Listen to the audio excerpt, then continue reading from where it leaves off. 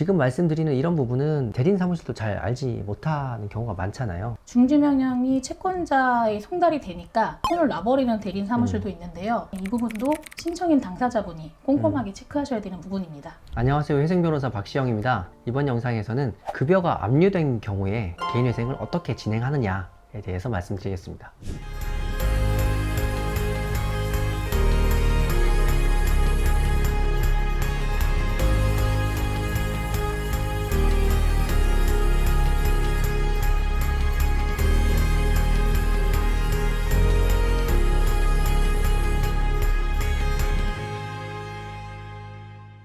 제가 지난 영상에서 급여 압류를 피하기 위해서 지급명령에 대해서 어떻게 대응해야 되는지를 말씀드렸는데, 다 좋은데 이제 그런 골든타임을 놓치고 급여가 압류되는 경우가 있잖아요. 이런 경우에 또 어떻게 대처를 해야 되는지 궁금해 하실 것 같아요. 결론부터 말씀드리면 하늘이 무너져도 솟아날 구멍이 있듯이 급여가 압류되어도 개인회생은 진행할 수 있습니다. 급여가 채권이잖아요. 이 채권 압류의 유형을 설명드리고 그에 따라서 이제 말씀드린 게 좋을 것 같아요. 채권 압류가 크게 두 가지가 있습니다. 하나는 채권 압류 추심명령, 또 다른 하나는 채권 압류 전부명령이 있습니다. 즉 추심명령과 전부명령이 두 가지가 있는데, 추심명령은 채권자가 다른 채권자의 돈 받을 권리를 뺏어오는 겁니다. 근데 전부명령은 그 채권을 직접 가져오는 겁니다. 채권이 이전되는 거예요. 좀 어려운 설명인데 차차 그 효과가 어떻게 되는지까지 들어보시면 조금 이해가 쉬우실 것 같아요. 압류 전에 이제 가압류를 먼저 말씀드리고 이제 들어가야 될 것 같은데, 채권 가압류는 어떻게 되죠? 채권 가압류 같은 경우에는 별도의 중지 명령을 진행할 수가 없는 상황이기 때문에요.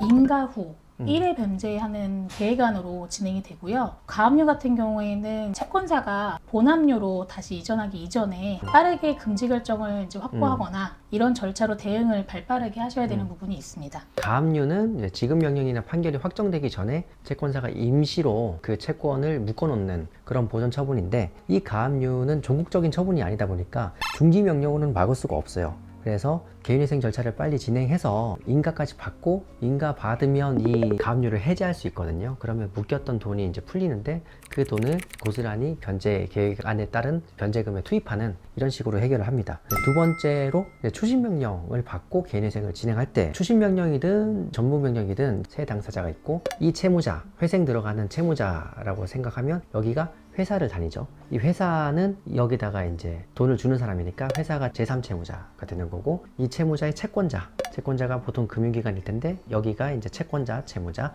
제3채무자 이렇게 되는 거죠.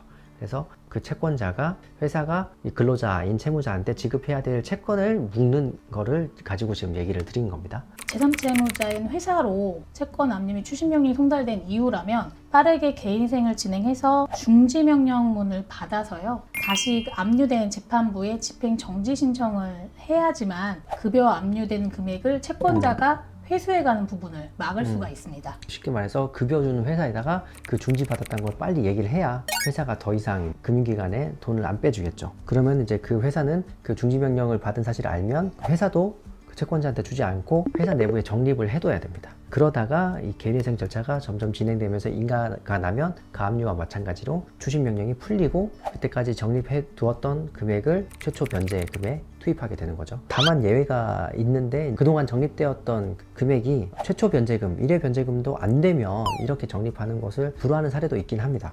이거는 그냥 참고로 알고 계시면 될 것 같아요.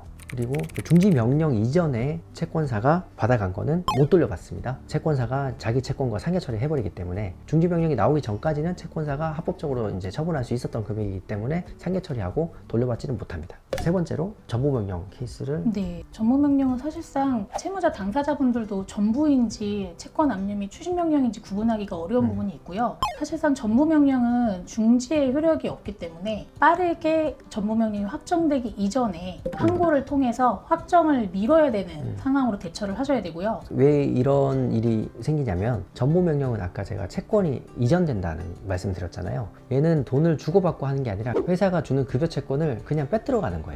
그래서 집행이 따로 남고 이런 게 아니라 중지를 받을 대상 자체가 없는 거예요. 전부명령은 이 채권이 이제 금융사로 바로 넘어가는 개념이라서 집행을 중지한다는 개념이 성립할 수 없고요. 그래서 반대로 생각을 하면 이 전부명령이 확정되기 전에 많은 것을 해놔야 되고, 확정되는 것을 그래서 최대한 미뤄야 됩니다. 실장님께서 말씀하신 것처럼 그 전부 명령에 대해서 항고를 하고 그 사이에 중지 명령을 받아서 집행정지를 신청해야 됩니다. 그런데 전부 명령이 확정돼 버리면 채권사는 회생이 진행 중이더라도 계속 이제 급여를 받아가는 거예요. 그래서 이 경우는 마찬가지로 인가를 받고 나서야 압류를 해지할 수 있는데, 근데 그 전에 받아가는 거는 중지를 시킬 수가 없었으니까 다 상계 처리가 되고 인가가 나고 나서 채권 계산을 다시 해야 되는 불편함도 있고, 주식 명령 같았으면 적립해놨던 변제금이 전부 명령의 경우에는 없으니까 그만큼 채무자는 이제 더 불리한 조건에서 회생을 진행하시게 됩니다. 지금 말씀드리는 이런 부분은 대리인 사무실도 잘 알지 못하는 경우가 많잖아요. 간혹 가다가 중지 명령을 받았을 때 중지 명령이 채권자의 송달이 되니까 이제 중지가 됐다 이렇게 생각하고 손을 놔버리는 대리인 사무실도 있는데요. 반드시 중지 명령문을 첨부한 압류 재판부에 집행 정지 신청을 해서 회사로 다시 한번 통지가 가야지만 중지의 효력이 발생되거든요. 근데 이런 부분을 놓치는 대리인 사무실이 많기 때문에 이 부분도